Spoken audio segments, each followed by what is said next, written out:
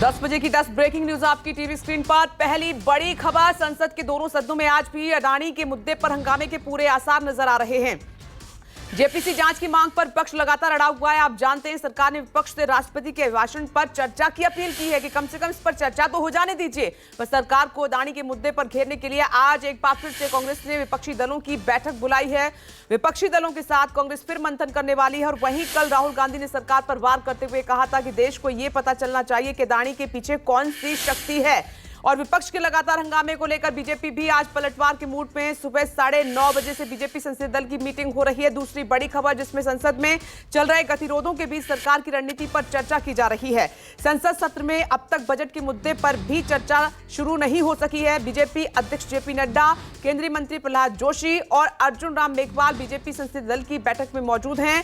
आगे बढ़ते हैं, तीसरी बड़ी खबर का रुख कर लेते हैं। एमसीडी चुनाव को लेकर बीजेपी और आम आदमी पार्टी आमने सामने है। बीजेपी आज सीएम आवास का घेराव करेगी तो आपके विधायक और पार्षद बीजेपी मुख्यालय पर विरोध प्रदर्शन करेंगे। आम आदमी पार्टी ने एक बार फिर बीजेपी पर संविधान को ताक पर रखकर मेयर चुनाव न करवाने का आरोप लगा दिया। इस पर हमारी नजर रहेगी। लेकिन अब आपको अगली बड़ी खबर बताते हैं। सीरिया और तुर्की में तबाही मची हुई है। चारों तरफ भारत ने बढ़ाया है इसीलिए हाथ मदद का। और भारत ने 100 सदस्यीय एनडीआरएफ डॉक्टर की टीम को किया रवाना। रिलीफ मटेरियल के साथ डॉग स्क्वाड भी भेजे हैं। गाजियाबाद के हिंडन एयरबेस से राहत कर्मियों को लेकर विशेष विमान इंसानपुल रवाना हुआ है। भूकंप पीड़ितों के लिए जरूरी मेडिसिन और दूसरी चीजों की खेप जल्द से जल्द रवाना की जाएगी। पीएम मोदी ने तुर्की सीरिया में भूकंप से तबाही पर शोक जताते हुए हादसे में मारे गए लोगों के परिजनों के प्रति अपनी सांत्वना व्यक्त की है। पांचवी ब्रेकिंग न्यूज अब आपकी टीवी स्क्रीन पर।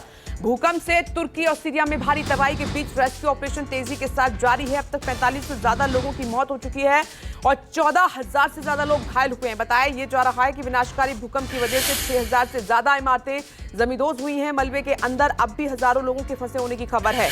मलबा हटाने का काम जारी है। मौत का आंकड़ा लगातार बढ़ता जा रहा है। तुर्की में 7 दिन के राष्ट्रीय शोक का ऐलान भी किया गया है। छठी खबर, महबूबा मुफ्ती ने कल कश्मीर को लेकर एक विवादित बयान दिया जिस पर सियासत भी काफी तेज हो गई है। महबूबा मुफ्ती ने कहा कि कश्मीर अफगानिस्तान जैसा हो गया है। महबूबा मुफ्ती ने यह भी कहा कि संविधान पर चोट कर रही है भाजपा। और वहीं अतिक्रमण पर भी महबूबा ने कहा कि अतिक्रमण विरोधी अभियान के तहत गरीबों और हाशिए पर खड़े लोगों के घरों को ध्वस्त करने के लिए बुलडोजर का इस्तेमाल लगातार किया जा रहा है। और इस बयान पर महबूबा मुफ्ती सोशल मीडिया पर ट्रोल हो गई हैं। वहीं गिरिराज सिंह ने कहा कि महबूबा मुफ्ती की पुरानी आदत है, वो हमेशा भारत को बदनाम करती हैं। बिहार के छपरा में आगे बढ़ते हैं। बिहार के छपरा में जाति विवाद में एक शख्स की हत्या के बाद जबरदस्त टेंशन बनी हुई है। छपरा में जिला प्रशासन ने इंटरनेट सेवाएं बंद करने का फैसला लिया है। छपरा में इंटरनेट सेवाएं 8 फरवरी तक बंद रहेंगी। वहीं छपरा के माझी और एकमा में धारा 144 भी लागू कर दी गई है। इतना ही नहीं, सारण जिले में 8 फरवरी तक रात 11 बजे तक 23 सोशल नेटवर्किंग और मैसेजिंग एप्लीकेशंस पर भी अस्थायी रूप से प्रतिबंध लगा रहेगा। अब आगे बढ़ते हैं, उदयपुर से है खबर। उदयपुर में बजरंग दल के कार्यकर्ता की गोली मारकर हत्या की गई है। राजू परमार के सिर में अज्ञात हमलावरों ने गोली मारी। घटना को अंजाम देकर आरोपी मौके से फरार हैं। पूरी घटना का सीसीटीवी फुटेज भी सामने आया है। पुलिस ने मामला दर्ज कर आगे की कार्रवाई भी शुरू कर दी है। प्रॉपर्टी विवाद से जुड़ा हुआ ये पूरा मामला बताया जा रहा है।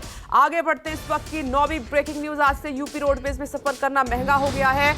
यूपी रोडवेज ने बसों के किराए में 25 पैसे प्रति किलोमीटर की बढ़ोतरी कर दी है। इस बढ़ोतरी के बाद से साधारण बस का किराया ₹1.30 प्रति किलोमीटर के हिसाब से तय किया गया है। साधारण बसों के साथ साथ एसी बसों के किराए में भी बढ़ोतरी हुई है। यूपी रोडवेज की बसों में ये बढ़ोतरी 3 साल बाद हो रही है। इससे पहले रोडवेज ने 2020 में 20 पैसे प्रति किलोमीटर के प्रति यात्री किराए की बढ़ोतरी की थी। 10वीं बड़ी खबर की ओर लिए चलते हैं आपको। बॉलीवुड के पावर कपल सिद्धार्थ मल्होत्रा और कियारा आडवाणी आज 7 फेरे लेकर शादी के बंधन में बंध जाएंगे। सिद्धार्थ मल्होत्रा और कियारा आडवाणी की शादी के लिए जैसलमेर का सूर्यगढ़ पैलेस सज धजकर दुल्हन की तरह तैयार है। कियारा और सिद्धार्थ की शादी एक इंटीमेट वेडिंग नहीं बल्कि एक स्टारडम होने वाली है। स्टार कपल की शादी का हिस्सा बनने के लिए दोनों के परिवारों सहित इंडस्ट्री की कई नामी हस्तियां पहुंच चुकी हैं। ईशा अंबानी के भी शादी में आने की चर्चा जोरों पर है, इसलिए मेहमानों की सुरक्षा के खास इंतजाम भी किए गए हैं। तो यह है आज की 10 बजे की 10वीं ब्रेकिंग न्यूज आपकी टीवी स्क्रीन पर।